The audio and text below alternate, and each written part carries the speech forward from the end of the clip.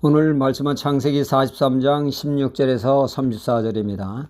인생은 뒤죽박죽 혼란스럽고 혼돈스러운 면이 있습니다. 그러나 그런 중에도 돌아보면 그 안에는 하나님의 선하신 뜻이 존재하고 하나님의 뜻이 이루어지는 과정이 있죠. 우리는 이를 고백하지 않을 수가 없습니다. 이 세상에는 수많은 우연이 존재하지만 그 우연도 하나님의 인도하시며 하나님의 뜻이 개입되어 있음을 알 수가 있습니다. 룻기서에 보면 룻이 끼니를 해결하기 위해 이삭 죽기 위해 나서게 되죠. 룻이 그 많은 밭 중에 그녀의 발걸음이 보아스의 밭에 가게 됐죠. 성경은 우연이라고 기록하고 있지만 이는 하나님의 치밀한 계산과 은혜가 아닐 수가 없습니다. 룻은 이스라엘 사람이 아니라 이방 여인 모압 여인이었죠. 남편이 죽어 얼마든지 친정으로 돌아가 재가할 수 있는데 홀로 된 시어머니를 봉양하기 위하여 자신의 삶을 희생하는 진정한 사랑에 하나님께서 은혜를 베풀어 보아스와 같이 진실된 사람을 만나 가정을 이루고 끊긴 때를 이어주셔서 모두가 윈윈하게 하신 하나님의 인도하심이었으며 이런 룻이 영광스럽게 예수님의 족보에 이름을 남기는 영광의 역사를 덧입게 됐죠. 룻은 많은 밭 중에 보아스의 밭을 간 것은 그 발걸음을 인도하신 하나님의 은혜였습니다. 우리의 생각과 결단과 행동 속에서도 하나님의 뜻이 역사하십니다. 솔로몬에 이어 왕이 된 르호보암 왕 때에 백성이 왕들에게 요구를 합니다. 지난날 선왕께서 성전 지으랴 궁궐 지으랴 우리는 뼈가 으스러지도록 노동을 했고 세금을 냈습니다. 이제 경제가 궁핍하여 허리가 휠 지경입니다. 그러니 세금을 가볍게 해주시면 왕께 충성을 다하겠습니다.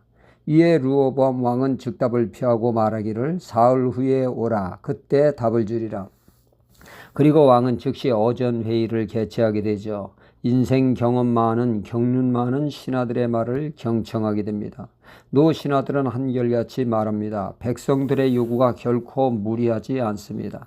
지금 지극히 온당한 말로 그들의 말을 수용하는 것이 나라의 평강과 안정에 크게 기여할 것이라고 적극 수용하라고 촉구를 했습니다. 알았다고 한 왕은 이번엔 자기 또래의 젊은 신하들의 의견을 듣습니다. 그들은 말합니다. 초장부터 밀리면 끝장입니다. 갈수록 앙앙거리게 됩니다. 처음부터 확실하게 밟아 기선제압을 해야 합니다.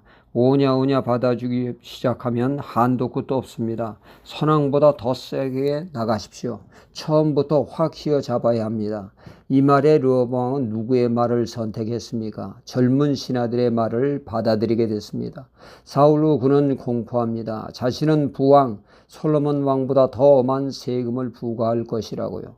이래 국민들은 더 이상 르호보암 왕을 왕으로 인정하지 않고 자신들이 왕을 세워 나라를 세우므로 나라가 분열하는 계기가 되었습니다.